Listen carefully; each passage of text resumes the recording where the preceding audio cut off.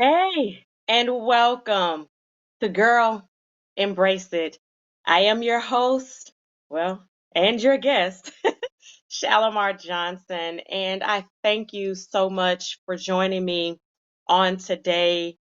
Today's show is very different. It is like none of the shows I have had so far.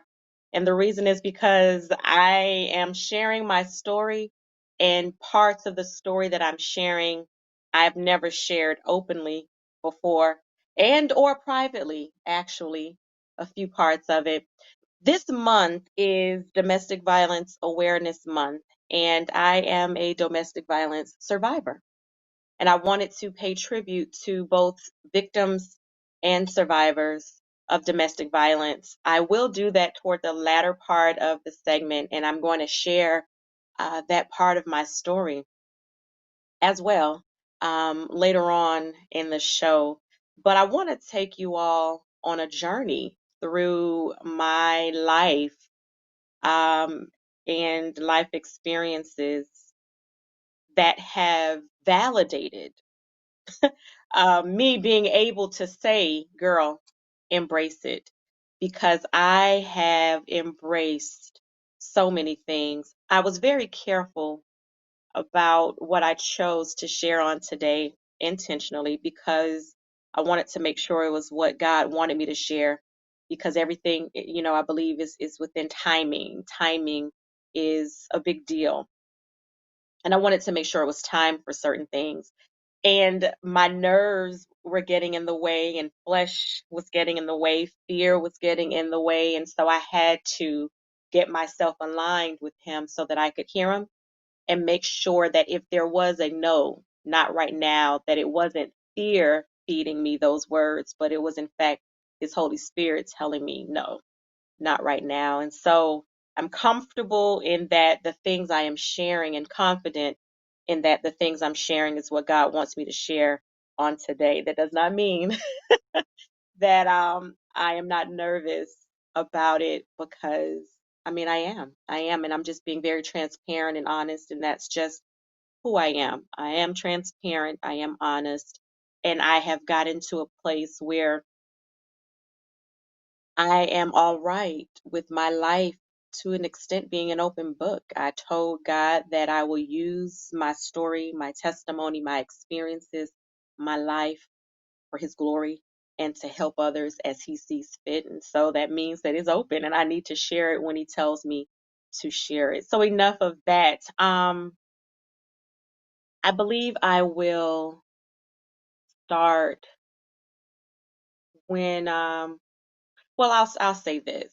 Girl Embrace It, the actual name, title, Girl Embrace It, came about over the summer, this past summer, and around June. And what was going on was I found myself talking to quite a few women about where they were in life. Some of them were suicidal. Some of them were feeling very low in their self esteem. Others were confident in things that were going on in their lives, and they wanted me to kind of help them get, directed, send them in the right direction, or give them some words of encouragement because no one else was encouraging them but themselves. And, sometimes it just feels good to hear more. And so I was talking to quite a few women, but I kept finding myself saying, girl, embrace it. Girl, I hear you. Embrace it. Yep, embrace that one too. And once it kind of clicked and I realized that it was being said more often than not, I said, okay, God, what's up with this girl embrace it thing? Why is it that I keep saying girl embrace it? And as time progressed, he told me to create what I've created, an online TV show, and title it Girl Embrace It. And the it has an emphasis, which is why it is capitalized, because it is everything. It is whatever it is that you need to embrace, the good, the bad, and everything in between. And so it wasn't all about embracing the bad things in life and sorrowful things, or sad things. It wasn't about that so much as it just was helping women to conquer and be all right with tackling things that aren't that comfortable or things that come their way that aren't easy. And it doesn't always mean it's bad. Sometimes it's not comfortable when you are starting a new job, but the job brings you increase in exposure, and that's a beautiful thing. You have a job. You are gainfully employed. That is a good thing. So it's not about, again, embracing the bad it's embracing everything that is your it, the thing that is blocking you from moving forward in whatever capacity you're supposed to. And so as I began jotting it down and writing it, and as the Bible says, write the vision, make it plain, it became more of a reality, and things are just flowing very quickly. And that's just how God has always worked with me. And I messed up sometimes here because He would give me something and I would write it down, and I didn't have patience. But I had to learn what that was, because God, though my mother never was anti God, she told me who God was. We had Bibles in the house. She was really trying to find, I believe, what direction to go spiritually, because we went from missionary Baptist to um, Jehovah's Witness, African Methodist Episcopal. She married a Catholic. I went to Mass, and then we just had nothing. But I knew she was seeking. I don't know, why she just said, that's it. No more church. We're not doing this anymore. It was never, you can't, read the Bible or listen to gospel music or go to your friends' churches. But it wasn't something that we did in our house. So I had to kind of learn as I became an adult and became more active in learning about who God was and experiencing Him. As I grew older, I had to learn what that meant when it came to patience, because a lot of things that I know now about God and how He works, I didn't get exposure to that growing up.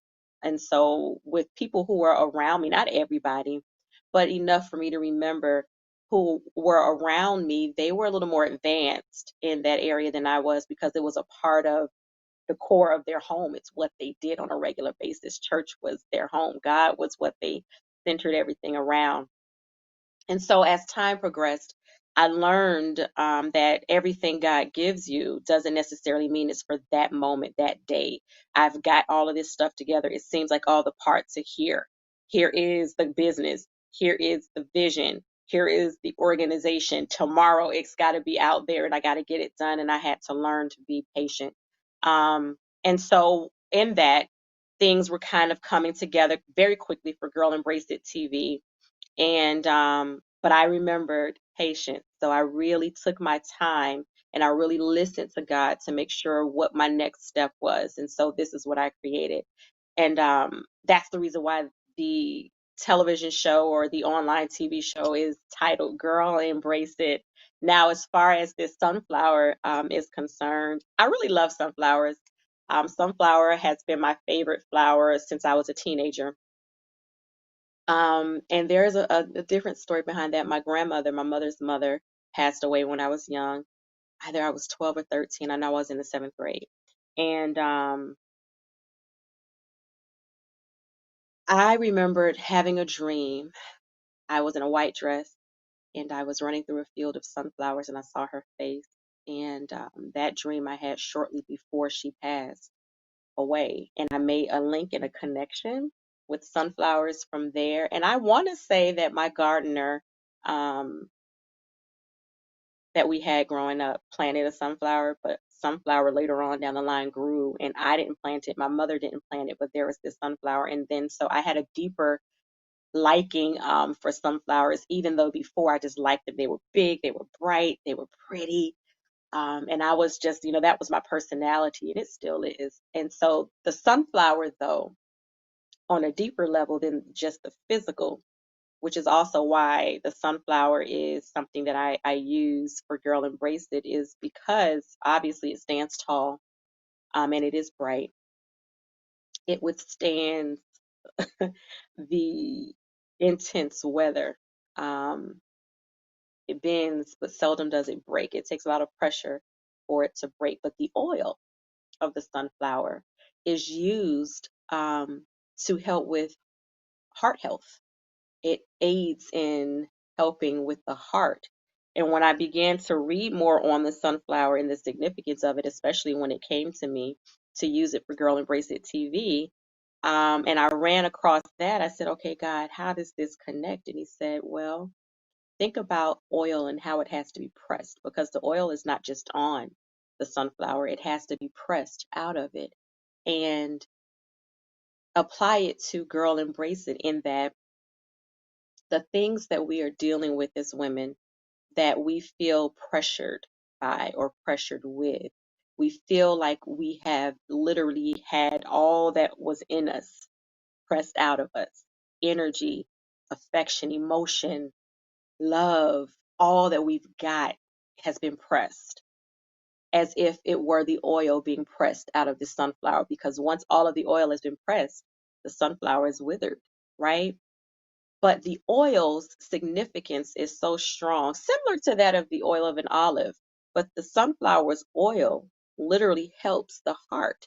And so I looked at that as, if we apply that concept to our lives and we look at the sunflower's oil being that which can help with the heart, then we need to look at moments that we are embracing that feel so hard and so tough, that's pressing us like a sunflower is being pressed, and use that to heal the heart, heal the issues of the heart. Embrace it. Yes, you feel squeezed, you feel drained, you do. But all of that that you feel has been taken out of you, you look at that from a different perspective and say, okay, I'm going to use this experience to my advantage.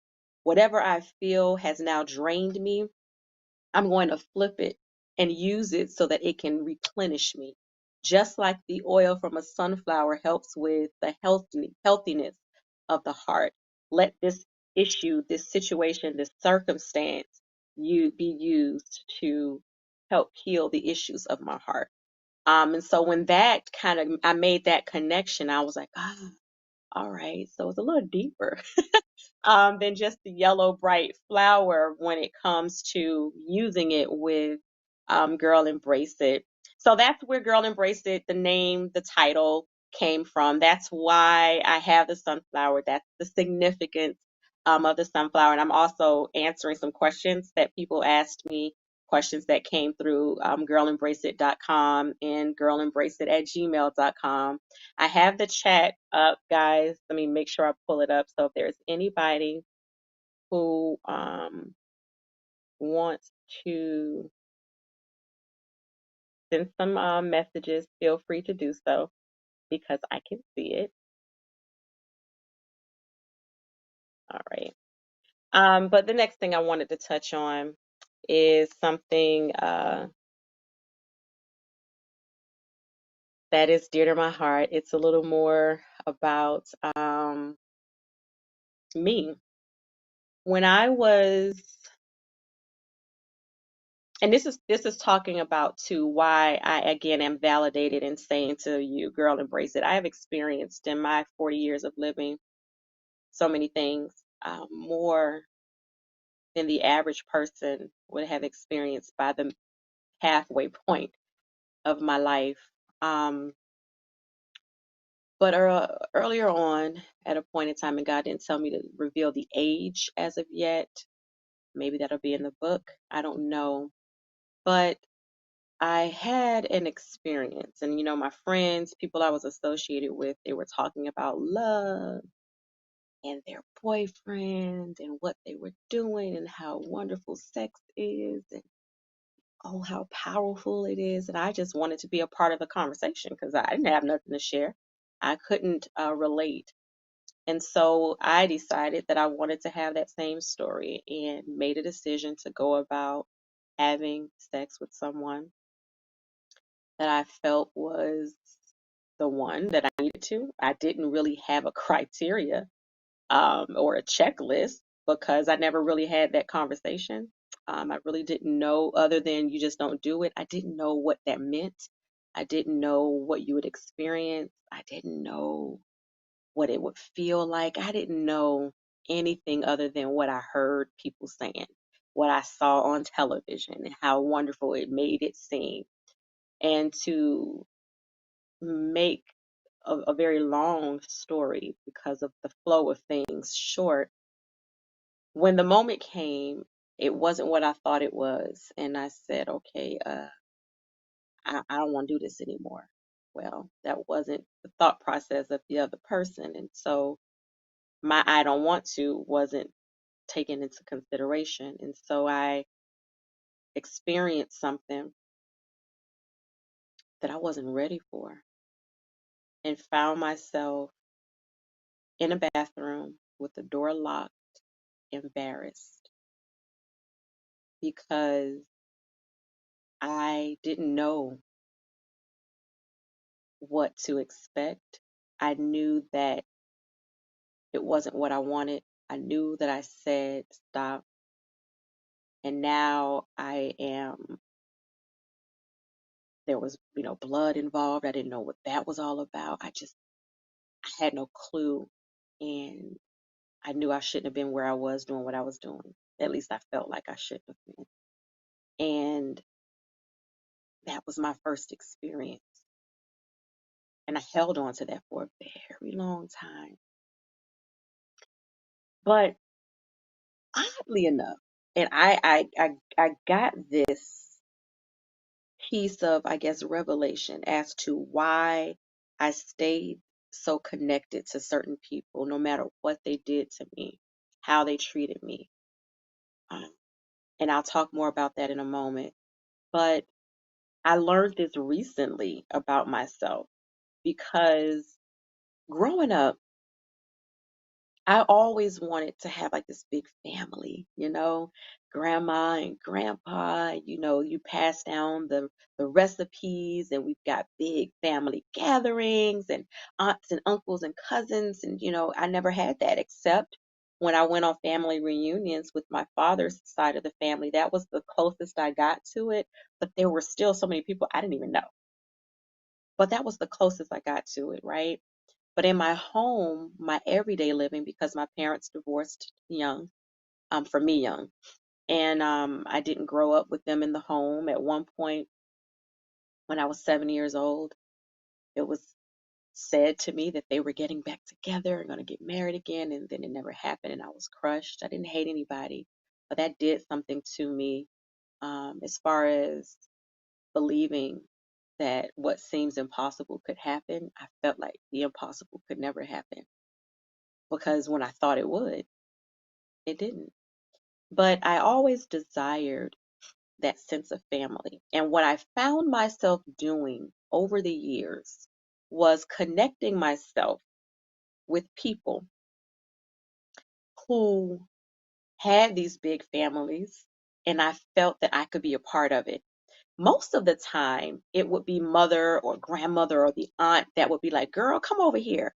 That's my little niece, or that's my grandbaby, or that's like my daughter, and brought me into like the family environment. And I felt so desired and so comfortable. And it was like, wow, everything I always wanted that I don't have is right here. However, I was connected to people and friends and boyfriends and their families, but I wasn't supposed to be. And because I had a fear of a disconnection, I would find myself staying in friendships and relationships that were obviously unhealthy or obviously not for me, regardless of how a person treated me in front of other people, what they said to me. Sometimes it would be very slick comments. I would overlook it because I felt that I had to make sure that my allegiance was known. No matter how anyone else treated me, I'm responsible for me. And I never was one, and I'm still not one, who had to have people. I didn't have to have friends. I didn't have to have a boyfriend. But when I opened my mind and heart to the possibility of befriending someone or a relationship with someone, and I went ahead and went forward with it, when that happened, I never wanted to lose that person, no matter what. And what I realized, the revelation going back that I'm talking about, was the first introduction of love and relationship with that with my mother. And no matter what my mom, and I'm not saying, let me put this out there, that my mother is a horrible person. or that my experience with her was all wrong or that she abused me, because she didn't just abuse me, right? But, and I'll talk or share it by way of book. I keep throwing this book thing out there. Maybe that'll go a little deeper. But nonetheless, no matter what my mother did, no matter what she said, I always felt like I had to show her that I was there. I always felt that I needed to make sure I had her approval. I always felt like that was a relationship that could never be disconnected, no matter what. Whatever I did, even if it was just me doing my part, I had to. And I took that concept of no matter what with every friendship and relationship I was in, which was making it hard for me to separate myself, because no, I'm here for you. You know, yeah, you talked about me. Yeah, you cursed me out, and or you ignored me, or yeah, you're never there to hear me. You're never there when I need you. But if I could be there for you, you know I'm not going anywhere. And for a long time, that's all that mattered. As long as I was connected, because I feared the disconnection. And I had to come to grips with that about me and let it go and make the proper adjustments. And I thank God that I did, because now things are clearer for me. Saying no is okay. I used to have a hard time saying no. I couldn't tell people no. I would do without just to make sure that someone else had. If I needed to invest 3 hours of time for someone else to do something that they needed, and I knew that those 3 hours would interfere with my 3 hours that I needed for myself, I was so much more interested in doing for others, because I was fearful of the disconnection that I wouldn't do for myself. It was that way in any and everything that I did, even when it was obvious that I didn't need to associate with whoever it was. I just wanted so much to be a part of. I wanted to have this big group, whether that was my own family or my own created group. I always wanted to be a part of. And I needed to understand that that wasn't the way things should go. And I knew I wasn't blind, and I would have these thoughts like, man, these people don't even care nothing. Did they just try me? Oh, they just, oh, I'll let that one go, because I'll show my allegiance, because I didn't want to lose. I wanted to have. And so that transferred into other areas of my life. And then I found myself qualified to say, girl, embrace it. So you've got issues with violation. I've been violated. So I can say to you, girl, embrace it, because I know what violation feels like. I know what it looks like.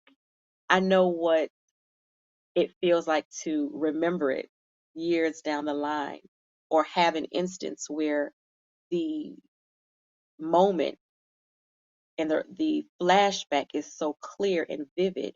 How do you get past that point? I can say, girl, embrace it, because I've been there. I can say, girl, embrace it, because I've been there dealing with issues of image. And this is what I'm talking about. When I was 14 years old, as I was saying, I remember I got up in the middle of the night and I felt a pain in my right breast, and it was warm and hot and very enlarged. And I went to my mother and I showed it to her, and I was like, Mommy, I don't know what's going on. And I remember she didn't know what to do. I'm laughing because my mom, I think she got a sanitary napkin and some baby oil and wrapped it on me. And she was like, well, maybe this will help. But she was trying, she didn't know what to do. But my mom was trying to figure something out. And I ended up having to get a surgery. It was the first surgery that I had that I could remember. I think I'd had one before when I was an infant. And when I heard cut, I immediately was like, oh my gosh, when I get older and I have a husband, he's going to see a scar on me and it's going to be ugly. And so I just started internalizing all of this stuff. Then I had to go to the cancer center, and I'm like, am I going to die? I had all these thoughts in my mind.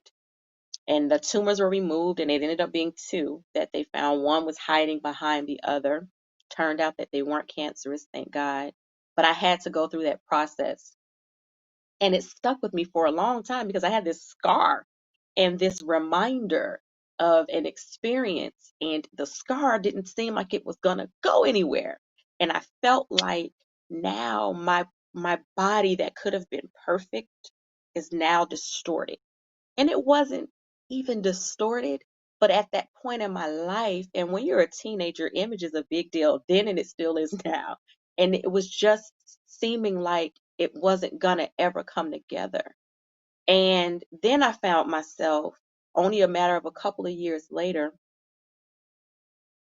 in my psychology class, and I was leaning on the table and on my desk, and I remember I did that, and I'm like, well, why does it feel weird on my head? So I went, said I had to go to the restroom, and I went all the way to the lady's name. I love this woman. Oh my gosh. I got a whole book to say about Miss Charlotte Stewart. But I went to my teacher, Mrs. Stewart, and she was in the middle of class, and I said, I can't feel my head. I can't. She's like, what? And I went in her office. She gave the kids an assignment. I'm fast forwarding a little bit, guys. So she was a praying woman. Y'all hear me? And she closed the blinds of her office, and she was like, where is it that you don't feel your head? And I showed her everywhere, and she had a safety pin, and she was poking me, and she's like, you don't feel that? I remember this like it was yesterday. And I said, no, I don't feel it. Are you doing anything? And I tried not to get nervous, and she said, I'm gonna poke a little bit harder, but I'm gonna try to make sure I don't go too hard. She was poking me, and she's like, you still don't feel it? And she went immediately into praying. I didn't know about, warfare and all. I didn't know anything about that. I just knew this lady was praying, and then she was praying. I was like, what is she saying? And she was laying her hands on my head, and she was like, everywhere where you are saying you don't feel it, I'm going to get a blue Sharpie, and I'm marking your head. And then she called my mom, and I had to go through these scans, and I'm like, oh gosh, I hope I'm not about to die. And doctors talking about brain tumors and all of these other things, and trying to figure out why there was numbness on the side of my head. So I started to deal with that, and I made it through that. And then as soon as I got past that point, I found myself walking around school. I mean, I had myself together. My hair was done, my nails and my lashes, and I'm like, how I'm looking now, y'all. Actually, with the exception of like foundation, I went to school every day. Lashes, nails, lipstick. My hair was probably about this long, and it was my natural hair every day. That's a whole nother story. And then I'm walking around with these rolls of tissue because I just can't stop going to the bathroom. What in the world is going on now? And I had to go to the hospital again and get all these other scans. And they felt my body would die, and they couldn't figure out. Miss Seward said, when you wake up out of that operating room, um, I'll be there. And lo and behold, I opened my eyes in the room, and she was sitting across from me against the wall, the other end of my bed. She kept her word. And I remember that the next day, or 2 days later, um, I had an audition. I was in a theater performing arts school, and I wanted to go to college for film and television or theater, and we had auditions for scholarships. I refused, and I was never one that walked around and complained. I never told anybody what I had going on. I do remember kids came to me afterwards when I came back, and they were like, she told us that we had to pray for you at a certain time, and is everything okay? And we didn't even know that anything was wrong with you, or anything was going on, because I never walked around complaining. I still don't. It's just never been who I was. Um, and I remember I was tired, I was weak, but I refused to give up. And I said my monologue. I did. I believe I might have had to sing a few bars. And I completed my audition. And I felt so achieved because, in spite of what I was experiencing, I still pushed. So when I say to people, girl, embrace it, when you are dealing with issues with image, young girls who feel like they aren't pretty, and I'm talking about, I was voted most attractive, but I didn't feel like I was. Another thing that happened, I worked so hard, y'all, to win the queen of my school. And I came in as the first, what they call attendant, which is like the first runner up. But a few weeks after the announcement, a phone call came to my home from people on the committee. And they told my mother that they cheated. And they cheated because they weren't aware of who I was. They didn't know me well. And when they got to know me, they felt so bad. And they wanted to go ahead and confess that they cheated and I actually won. And my mom was like, oh, okay. They had the conversation with her first, and then they got me on the phone, told me what was going on. And I remember them saying, well, what do you want us to do? Do you want us to go to the principal? My mom said, no, leave it as it is. And I was like, what? What do you mean leave it as it is? And later on, not later on during that year, but later on in life, I understood that I probably just had to do it because what I didn't want to do was to taint, the integrity or the image of, because that's a big deal. It was then, it still is now. And I can just imagine if we were to expose it, people would never really trust the results anymore. But that was a hurtful thing because I was betrayed. I felt um, something was taken away from me that I rightfully earned.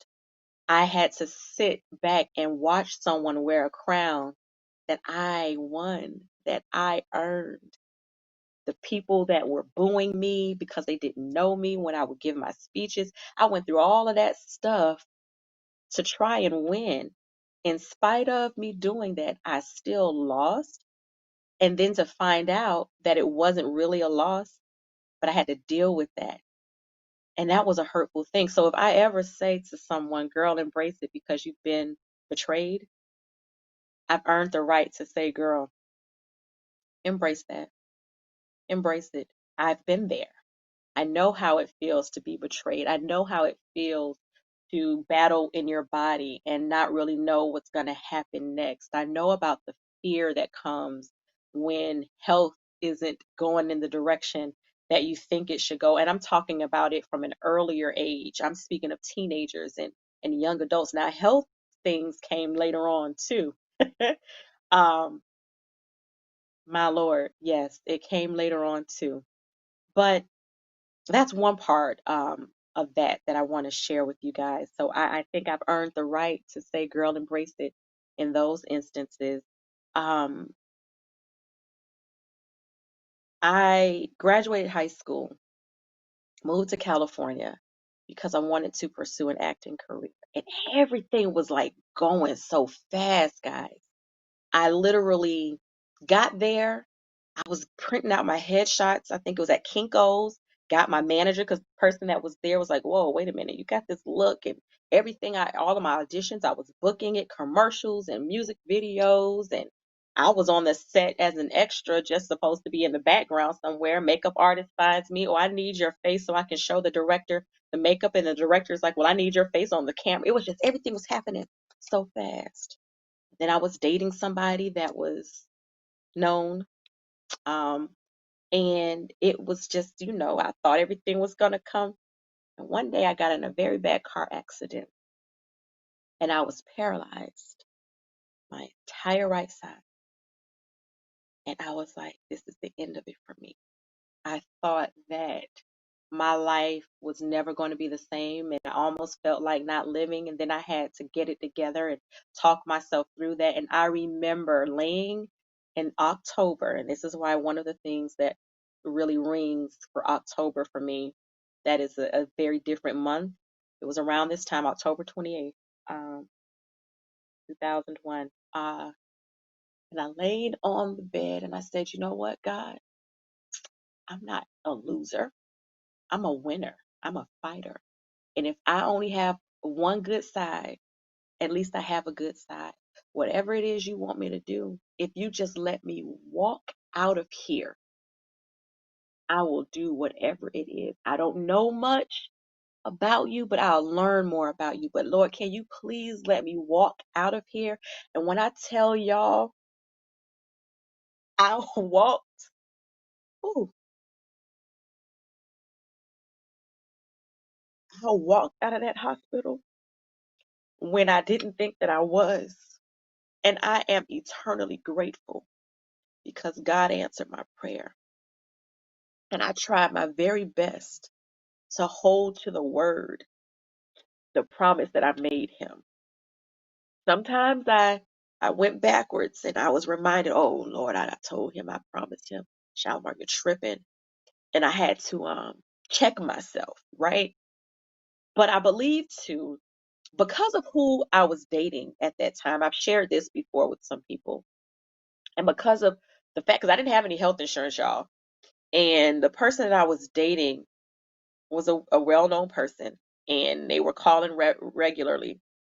I thought I had him in my life to be my man, and we was gonna be, the stars and all of this stuff, but it was really, I believe, for that time, because if it had not have been for my connection, I don't think that the doctors would have worked as hard as they worked. If I sneezed, they ran. You all right? Everything okay? He was trying to give me a private room and all kind of stuff. I didn't want to be alone. And then the trailer for the movie that I was in was playing in my room one day. My roommate was a quadriplegic, and I heard her say, Shalimar, is that you? I was like, yeah, that's me over here, girls. Nobody else over here. She said, no, no, no, no, on TV. And the TV was kind of like this. And I remembered looking and I was like, oh my goodness. And it was my first time seeing the trailer. And I was like, yeah, that's me. She's like, girl, you on TV? I was like, oh, it's not, I'm not as big as I want to be yet. So then it was kind of like that was kind of going around. Like, I wonder if she's going to be this, actress. So they gave me whatever I needed. I had the best machines, the best doctors, therapy, therapists, and I walked up out of there. Now I had a walker and I progressed, but I didn't have a wheelchair anymore. I remember in the evening hour, my arm was jumping and my leg was jumping. I hollered for the nurse so loud and so quick. And they were like, one of the nurses, she's like, oh, it's all right, baby. Your nerves are reconnecting. And I was like, oh, I said, well, why are they, doing like this? She said, don't worry about it. It's a good thing. You feel it, don't you? And I was like, yeah, I feel it. Right. And I would go around the floor and I saw so many people and I had befriended some people who didn't have the same results as I did. I had to learn how to write again. I was learning how to write with my left hand. I got pictures I could have shared, but I didn't feel it to share it. But all of those things I experienced while there helped shape and mold me to have more compassion for people. So if I ever say, girl, embrace it, because you're in a situation that seems like you will never get out of it, I think that I've earned the right to say, girl, embrace it. I know about being in a situation that doesn't seem like you'll ever get out of it. The impossible that I thought as a young kid could never be was. I walked out when I wasn't expected to. And it was nobody but God that shielded me in my accident and healed me thereafter. Nothing but God. And so during that time, I never went back to California because I had a newfound concept on, or idea of what I wanted to do with my life. I still had this desire to act. I still wanted to do something. I just didn't desire it anymore because the way that people helped me there led me to want to help other people. The way that I had those doctors and nurses and therapists and just helping me, I wanted to give that to other people in some kind of way. I just didn't know quite yet how, but I still desired, I still loved the world of acting, but it just wasn't my total passion at the time anymore. And if I backtrack just a little bit, before the accident, I was living in California. I was living with the guy that I was dating. Then we weren't dating anymore. I moved out, and 6 months of my rent were covered, and I wasn't working enough to be able to pay where I was living. And at the time, it wasn't inexpensive to live in California. It probably still isn't. And I was living in my car, y'all. I had a Nissan Maxima, 1990 white Nissan Maxima. And I remember I had footlock in my trunk, clothes that I knew I would regularly wear in my back seat. I had ponytails because I was still going and doing some acting gigs, and I would just switch my little ponytail depending on what it was. And I had this case my mother bought me. It was like a little purse with makeup in it, so I can do my eyeshadow. It was lip gloss, lipsticks, eyeshadow, blush, everything I needed. And I had that next to me, and I had one of those sun visors, so I would put that in the front, and I had another one I would put in the back, and then I would get my blanket, cover myself up, and I would sleep in my car, y'all. I did that for a very long time. My father drove trucks, he still does, and one of his stops are in Long Beach, California, about 45 minutes from where I was at. And I would see him often when he was in town. And I remembered they had showers there and washing machines, and so I would go there, and my face, I believe, was like a regular face.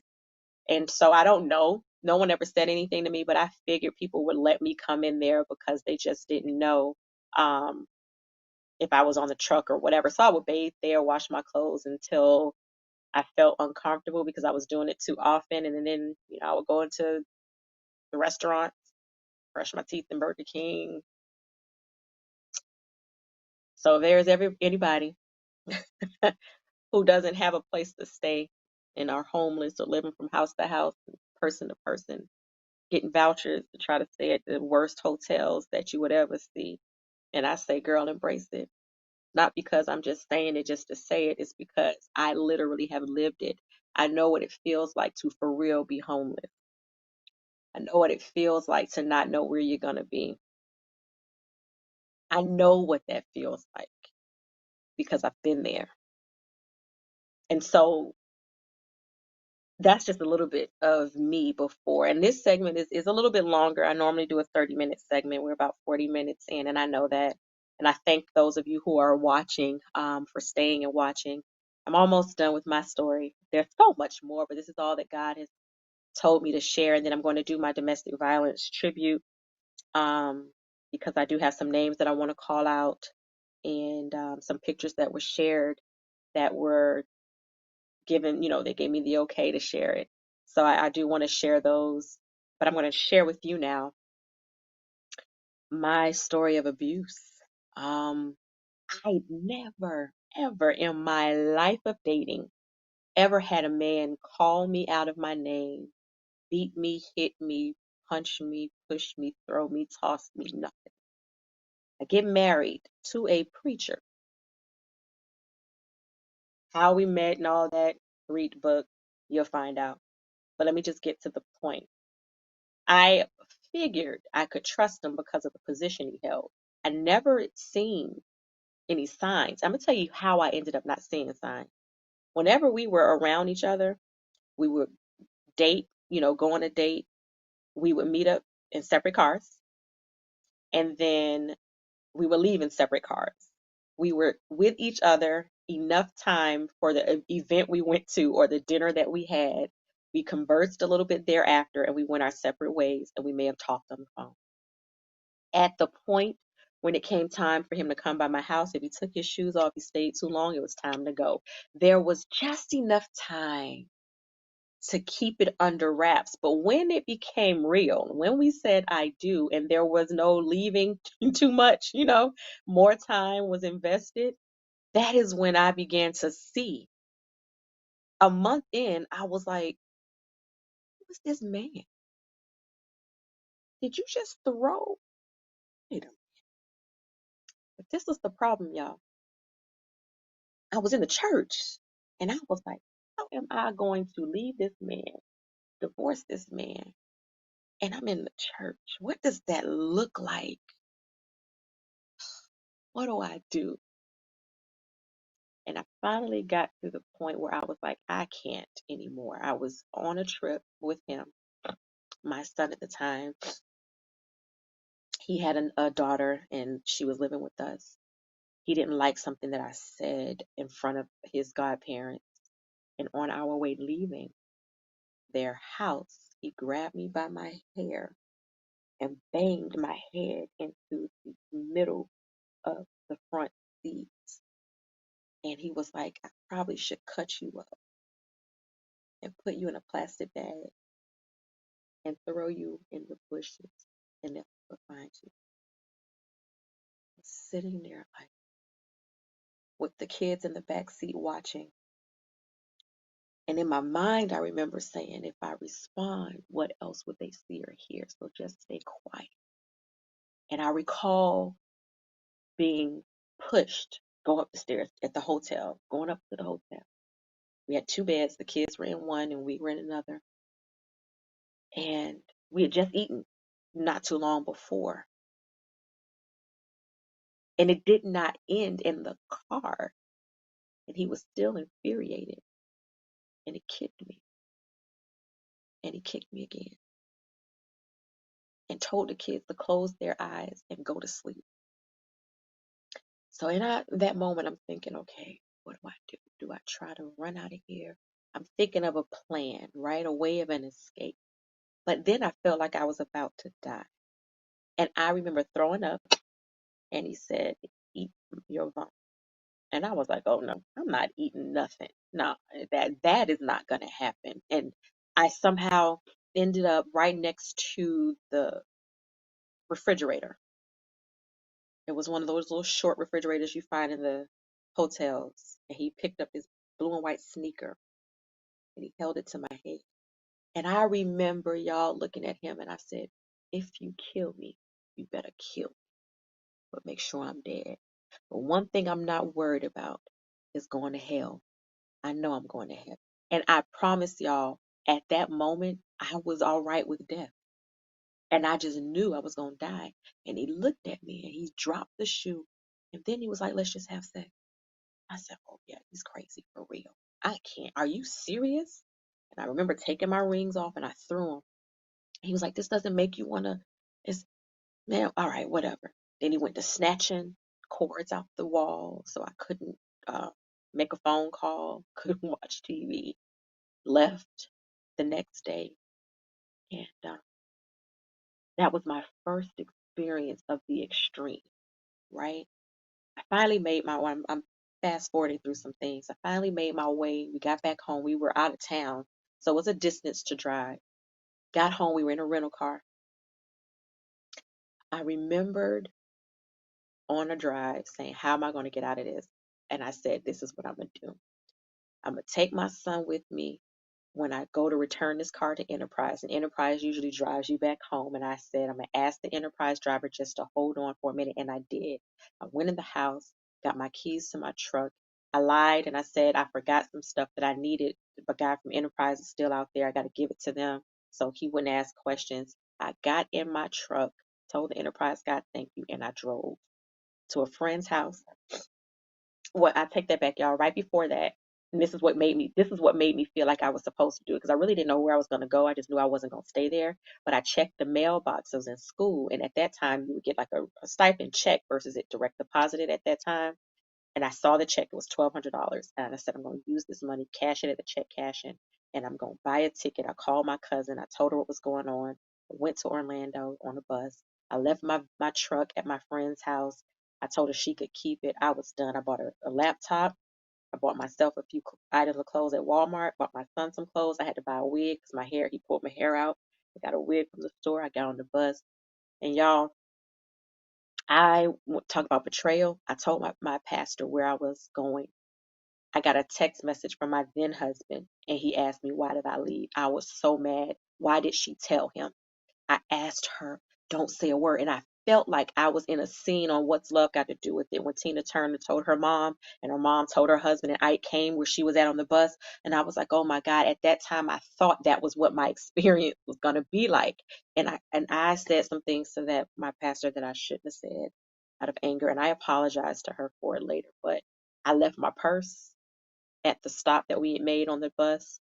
And when I finally made it to Orlando and I'm getting my things, I'm like, where's my purse? Thank God no one touched it and they brought it to me on the next bus. But I was so upset. Talk about betrayal. If I ever say, girl, embrace it, it's because I've been there. I know about betrayal. I know about fear. I know about trying to get away. But then the school started calling. Son wasn't in school. And I'm like, oh God, I gotta go back. And between conversation, he finally left. And he left. I came back. He wasn't there. Did not come back until I was And this is that whole that I was talking about earlier, the fear of the disconnection. I stayed and I let my pastor tell me to let him come back because it was winter time around this time and he didn't have nowhere to go with the little girl. Just let him come back and that's your responsibility. And I let him come back, y'all. And I found out I was pregnant when he came back. Because he came back and it was like a day or two and I was like, I can't do this. And he left and didn't plan on ever coming back. And then I wasn't feeling right and I called and let him know. And I felt like, Lord, I guess this is your way of saying that we need to stay together. So I told him I was pregnant and we were going to try to, reconcile. And he came back and he spit in my face, y'all. He got so upset. He literally twice in my face. I'll never forget it. I even remember what I had on.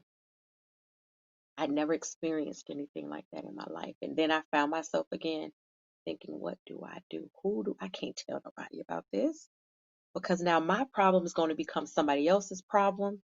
And then somebody is going to go to jail because of my issue. Because I knew some folk that were straight up if they knew what he was doing to me. And I then started thinking about church and, how we going, what do we, and I prayed about it. And I felt after prayer I should leave, but I listened to others. The devil is trying to tear y'all ministry apart. He just, you can't let the devil win. So I started shifting my perspective on it. And we moved out of that place into another place. And I was big belly and pregnant. And this was the final straw, y'all.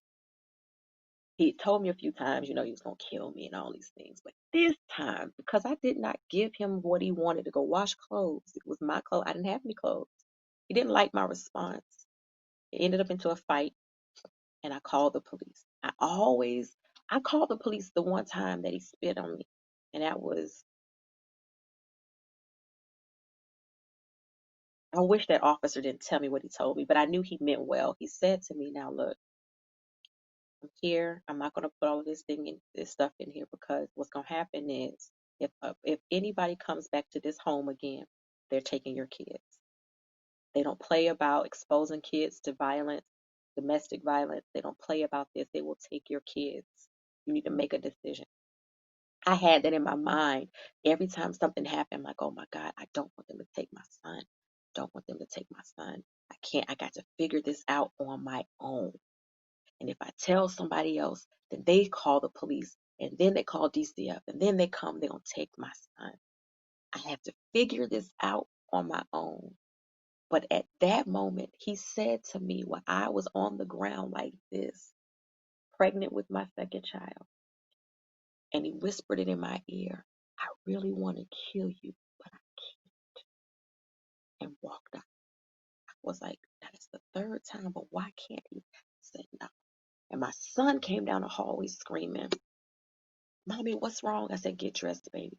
He was so nervous, he had his shirt on backward. And then he got upset. I called the police. I didn't even know my face was cut up. And when the police came, they were like, is that why your face is bleeding? I was like, my face is bleeding. And I went and I looked in the mirror and I was like, oh my gosh, they got him so quick. Called and let my pastors know. And they told me, and I'm skipping through some things. She said, when you put the law in it, you took the Lord out of it and never, ever came to my house to check on us, to see how we were doing, to make sure we had food, because they were upset that there was now an exposure of something that was going on that they were aware of and did nothing to help out with. And when I said that, what I did was call the police and all of that. Aside from the when you put the law in it, you took the Lord out of it, it was we got to figure out what we got to do to get him out. I was like, what? And I remember laying on my couch. My son was on the couch across from me. And when I've heard people say my soul is weary, I remember laying down, I said, Lord, I can't take this anymore. I can't live like this anymore. Who can I call? There's nobody I can trust. I reached out to family because let me tell you the other part. And like I said, I'm skipping through some stuff. He decided that Well, let me just say this. So I was pregnant, and I was like, Lord, I want you to take me. But if you take me, you got to take my son too. You can't take one of us and not the other. We both got to go. But I'm tired. And I remember this peace I felt over me. I really thought God was answering my prayer, but it was the peace of God that calmed me. And I remembered I fell off to sleep. I remember going like I felt like I was going to sleep, but I thought I was going on to glory. And I woke up the next day, and I thank God for the peace that He gave me, the calming of His spirit. I experienced that, y'all. I had my daughter. Time progressed. The restraining order time had lapsed, and because that was the case, he went to jail, and all of that, and he was on house arrest. All that time had passed. At this point, before all of this happened, like I said, I'm kind of passing through some things. We started pastoring a church. The next day after he went to jail, I was ordained as a minister, and I had puffy eyes. I put makeup on my face, and all of that. I was used to it, y'all, because I had perfected masking the scars with makeup because I had so many to cover because of the things that I experienced at that time. And I would put on this perfect smile in front of the people in the congregation, and they couldn't know what was going on. But I remembered after all of that, when he decided to leave, he took everything, y'all. I stopped working because I was supporting him full time, and I wanted to be, I was at home with the kids, and his income could support us. He took everything, left, sent me a text message. I found 22 cents in a drawer. I had a eviction notice that I didn't know about because he hid it. And I found out later when they came knocking at the door. No light, not no lights. I had a disconnection for the lights. My driver's license was suspended because the car insurance was never paid. My tag was getting ready to expire. All odds were against me. But let me tell y'all something. Not a light got turned off. Food was always on the table. I did not get evicted. I stayed in that same place until I left and moved. My license did get suspended, but I restored it. My tag was renewed. I bought a new car later on down the line. God, nobody but God. When I reached out to people, family, friends, people that I always helped, humbled myself, sent out a text message, and I said, basically, I have nothing. He took everything. I need help. I need money. Can you send me anything? People either said I can't, I don't have anything, or not even replied. One family member sent me a reply, and I think it was $300 or $400 I got from him. I had to sign this paperwork or whatever. I think to do a tax write-off. One church that I can't remember the name of this church. Oh my gosh, that were like our covering, which well I thought was, but he lied about my ex-husband. The covering we had of the church that we started, but they helped me with a few $100s, and I was able to piece things together to pay a month. And I was believing God that I was going to find a job, and I did. I never worked minimum wage a day in my life, but the first job after that was minimum wage, and it progressed from there because God was showing his hand. When I tell you I can only give credit to God for getting me out of that, it was nobody but God experience. So if ever I say, girl, embrace it because you're dealing with domestic violence and abuse, you are broke beyond understanding. You literally don't know how you're going to eat, where you're going to stay, if your lights are going to be turned on. You don't make enough money to pay the bills, but I say, girl, embrace it. It is not because I'm just talking the talk. I've walked the walk. I've been there. I've embraced it. I know that you can make it through. And when I tell y'all, that's just not even the half, maybe an eighth of the story. But I'm so grateful that I made it out. And it's kind of a hard thing for me. Like I said, October is a different month. I think about how God got me out of the situation where I was paralyzed and I walk again. But then it's domestic violence awareness. And I get so excited that God let me get out of that. There's so many people that don't. There's so many men, women, children that don't make it out. They aren't living to tell their story. And it's like I'm grateful, but then it's like, oh man, am I not supposed to be so happy because there's so many people I know that didn't make it out.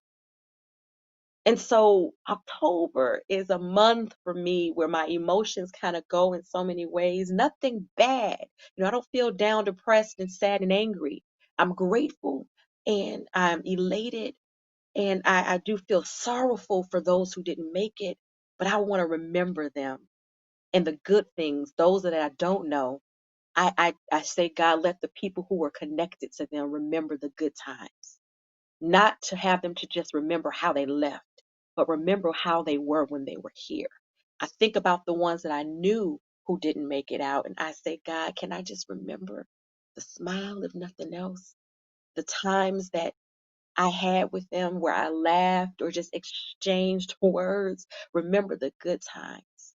And so at this point, and thank you again to those who stayed and watched this whole hour for this segment, after sharing just a little bit of my testimony about my experience with domestic abuse, domestic violence, but still God making a way, God making a way. And I want to say this real quick before go into the next piece. Sometimes as mothers, we feel guilty when we have children that are exposed. And I felt guilty. I felt so bad. I was like, is there going to ever be a way to take this away from their remembrance? Or is it going to be possible for it to be a situation where they don't turn into the man that they were exposed to, or the flip, my daughter be with a man who was like that? But God, in my moment of crying recently, y'all, because it's not like I just prayed it back then, you know, I prayed it recently. God, help me here. And he said, there is still time. That's all I needed. There is still time. So I say to a mother who is feeling the burden of your children being exposed to abuse, there is still time. Don't ever feel anymore like you can never make a difference in your children's life. I have had to have conversation and say, baby, you've got something that a lot of kids have not had. You've been exposed to what shouldn't be so that you know what not to do. Some are only exposed to what shouldn't be and have nothing to compare it to. You've had opportunity to see the right way and the wrong way. Do it the right way. There is still time. And if your children haven't been exposed to the right way, there is still time. So I want to take this quick moment. I have a little small video, and then I'm going to read some names to remember some people by. The first two women that you're going to see on this video are women who are still living, who are survivors, as we call them, of domestic violence. The last young lady is someone who became a victim at a very young age of domestic violence. These are the only pictures that were given to me to share, and or given permission at least to share. And so I'm sharing those, and then I will say names of others. The first woman that you will see on the video, her name is Angelique L. Alston. You can find her on Facebook. She's an amazing woman. I've never met her, but I've looked through some things someone told me about her when I asked others to give me names of people that they wanted to honor or remember. Angelee, Angelee, middle initial L. Alston, Alston. You will be able to be empowered by her. I promise you. Find her and you can look for her on Facebook. These two ladies are survivors as well, Yolanda Oliver and Rosemary Oliver. I honor you on today. Um, in addition to the second picture that you're going to see, I take that back. I apologize. The first picture, sorry. The first picture is, I don't know if it's Ryan or Rianne, but her name is spelled Rhyan, Michelle, Michele. Ryan or Rianne Michelle. She gave me direct permission to use her name. You can find her on Facebook at Rianne Michelle, Instagram, Rianne Michelle, spelled the same way that I just gave it to you. Her email address, if you ever wanted to reach out to her, is RHYANMICHELE at me.com.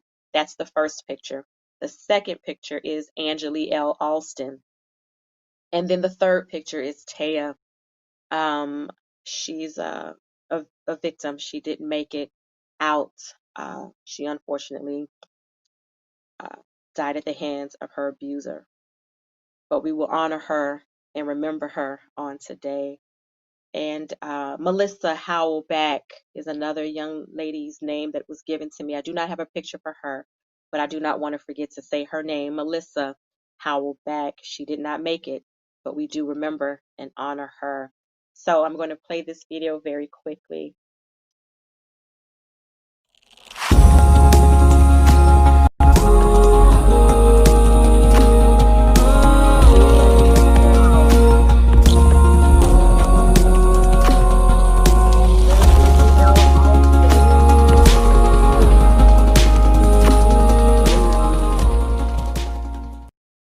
And so now, if you all don't mind, it's just a few minutes of your time. I am going to read names that were given that I received of people, women, children, and men, because men are victims of domestic violence as well, who have died as a result of domestic violence.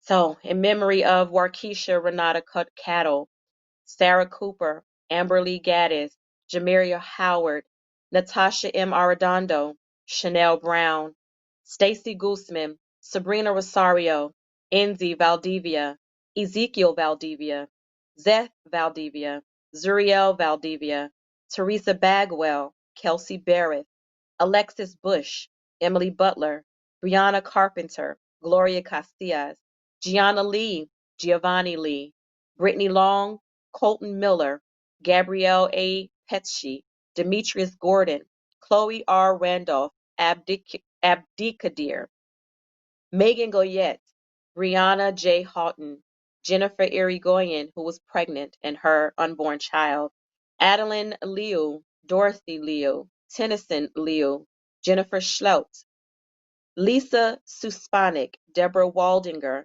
Taylor Miles, Temptress Peebles, Jamar Pillow, Tiffany S. Redmond, Maria Flor Salvador, Alicia Wills, Leanne Michelle Comstock Cranston, Mary Hoffer, Kaylee Juga, Trinity Ann McAllister.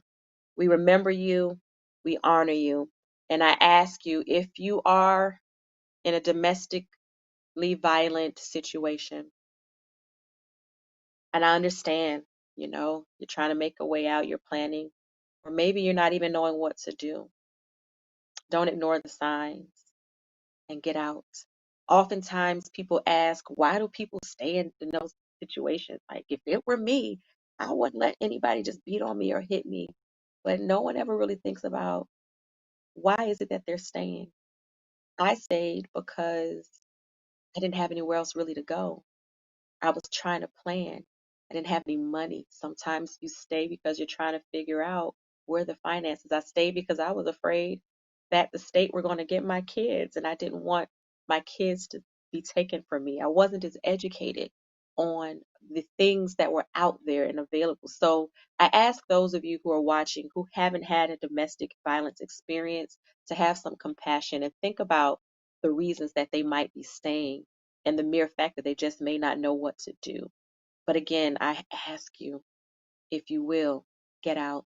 If you know of someone who is in that situation, because you don't really know why they're staying, but you do have access to at least talk to them, find out, talk to them, have the conversations that might be a little difficult, but are necessary to get into their mind and their head and figure out why they're there, and just be there to help them understand that there is a way out. Keep an eye and an ear open just for their safety, but don't be judgmental. To God be the glory. And so I say my scars are beautiful because they are my testimony, because my scars are beautiful, because they are my testimony. And that came because God gave it to me after I made it out of my domestic violence situation, and got away from the abuse. And then in my case, the abuser left because I guess, that disconnect situation I was dealing with. But God made a way, even though it was the way it was made, it was made, and he was out of my life. But after that, I decided that I wanted to reach women, go to shelters. I would go to several domestic violence shelters, um, talk to women, children. And that is where my scars are beautiful. They are my testimony came from me having that experience. And I would do purple power in the park and release purple balloons, symbolic of releasing things that have been weighing us down and releasing the pain, the hurt, the frustration, the anger that comes from that. Um, but it also is relevant to other kinds of scars that are not directly connected to abuse. So thank you so much for taking the time to just listen to me and to listen to me share my story. Thank you for um, sharing your pictures, those who shared their pictures and their names, and the names of those that we remembered on today and honored on today. You can find me on Instagram at beautifully scarred one. That's the number one, beautifully, the way it's supposed to be spelled, scarred, number one. I am on Facebook. You can find me at Girl Embrace It TV on Facebook. And I have a website, girlembraceit.com. There you will get more information about me, what I do, what Girl Embrace It is all about.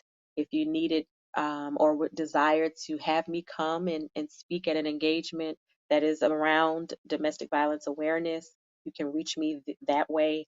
Um, or if you need me for other reasons, the information is there. And so I'll end with an announcement, guys. And this is just how great God is. You know, I thought I was going to be on television acting and all of this stuff, which I probably still could, but God made sure that the next time that I graced his, the screen, um, that it would be all about him. When I moved to Georgia, the first thing I did was I was on Atlanta Live and I was sharing my story, my testimony about domestic violence. And I hadn't found a church yet. We were fresh. We had just come to Georgia. And everything that I have done since then, whenever it came to the screen, it was always centered around God and His glory. And I told him, God, whatever I do, I want to do it for you all those years ago. And so I have an announcement to make, y'all. The network, Preach the Word Network, decided that Girl Embrace It TV, Saturdays with Shalimar J or Shalimar Johnson, is worthy of being on their network. And so soon, once everything is pulled together, I will be on Preach the Word Network at 9 a.m. on Saturdays for SatHERday's with Shalimar Johnson. So I am so grateful to God for that. And it's an exciting moment for me. And that was the announcement that I wanted to make. You can download Preach the Word Network if you have Roku. It's on demand. You can do it on your tablet. You just look for Preach the Word Network. It is not out yet. I will be hopefully in studio, but because of COVID, things are a little bit different. So you will see a format somewhat similar to this, but it will be on Live TV Network. And I'm grateful to God for that. And only He knows where it will go from there. But if whatever I do has to be done just for Him, for His name and His glory, I'm all right with that. So again, I thank you for the time that you've taken to watch this episode. I will see you next Saturday. We got somebody all the way from Nigeria, y'all. Next month on November is a very wonderful month. We've got a few guests that I'm very proud of. We've got someone from Alabama, someone that's local in Georgia, like I said, Nigeria. Just stay posted. Look on my social media so that you can see who's coming. Look for the flyers, look for the information, the posts. Stay connected. To God be the glory. Girl, whatever it is. If I can embrace it, you can embrace it. Thank you so much for your time. Until next time, I am so eternally grateful, as I have said so many times. I'll see y'all again, same time, same place, different day, next Saturday at 4 p.m. Eastern Standard Time for SatHERday's with ShalimarJ.